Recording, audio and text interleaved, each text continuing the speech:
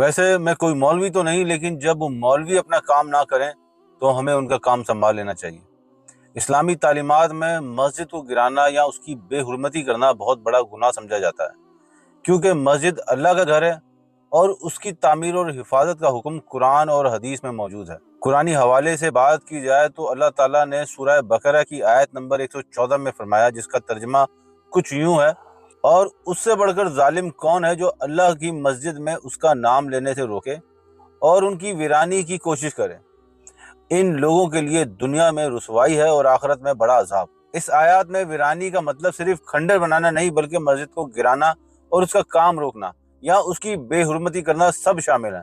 اب اسی طرح صحیح مسلم کی ایک حدیث نبوی صلی اللہ علیہ وسلم میں فرمایا گیا ہے کہ زمین کا سب سے محبوب حصہ اللہ کے نزدیک مسجد کا ہے، لہٰذا مسجد کو گرانا، اس کی توہین کرنا یا اسے ویران کرنے کی کوشش کرنا اللہ کے گھر کی بے حرمتی ہے، جو دنیا اور آخرت دونوں میں سخت عذاب کا سبب بنے گی۔ تمام بڑے فقہا اور مفکرین اس بات پر متفق ہیں کہ مسجد کو گرانا یا اس کی جگہ دنیاوی مقصد کے لیے استعمال کرنا حرام ہے۔ اگر کوئی ایسا کرتا ہے تو وہ ظالم، فاسق اور کبیرہ گناہ کا مرتکب ہے۔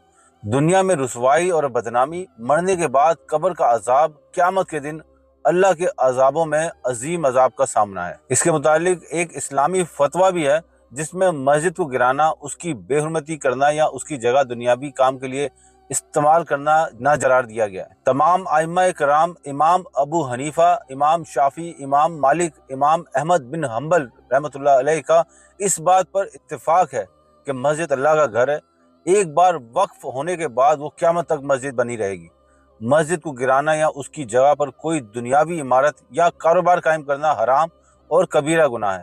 ایسا کرنے والا شخص ظالم کے زمرے میں آتا ہے، جیسا کہ سورہ بقرہ میں بھی بیان کیا گیا ہے۔ جو شخص مسجد کو گرائے یا اس کی بے حرمتی کرے، وہ شریعت میں کبیرہ گناہ کا مرتکب ہے اور اللہ کے عذاب کا مستحق ہے۔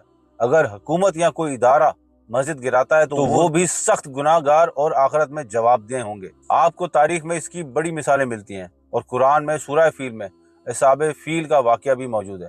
جیسا کہ حبشی بادشاہ ابراہ نے مکہ میں خانہ کعبہ کو گرانے کا ارادہ کیا، اللہ تعالیٰ نے اس پر عذاب نازل کیا اور پرندوں کے ذریعے انہیں ہلاک کر دیا۔ یہ مثال بنتی ہے کہ اللہ کے گھر پر حملہ کرنے والے پر دنیا میں ہی عذاب آ سکتا ہے۔ مسجد زرار کا واقعہ بھی موجود ہے۔ مدینہ منورہ میں منافقین نے ایک مسجد بنائی جس کا مقصد مسلمانوں میں تفرقہ ڈالنا تھا۔ اللہ تعالیٰ نے وحی کے ذریعے حکم دیا کہ اسے گرا دیا جائے، کیونکہ وہ مسجد نہیں بلکہ شر کی جگہ بن چکی تھی۔ یہ واقعہ بتاتا ہے کہ اگر مسجد اللہ کی رضا کے بغیر بنائی گئی ہے تو اسے ختم کیا جا سکتا ہے، لیکن اگر اللہ کی عبادت کے لیے بنائی گئی ہے تو حقیقی مسجد کو گرانا حرام ہے۔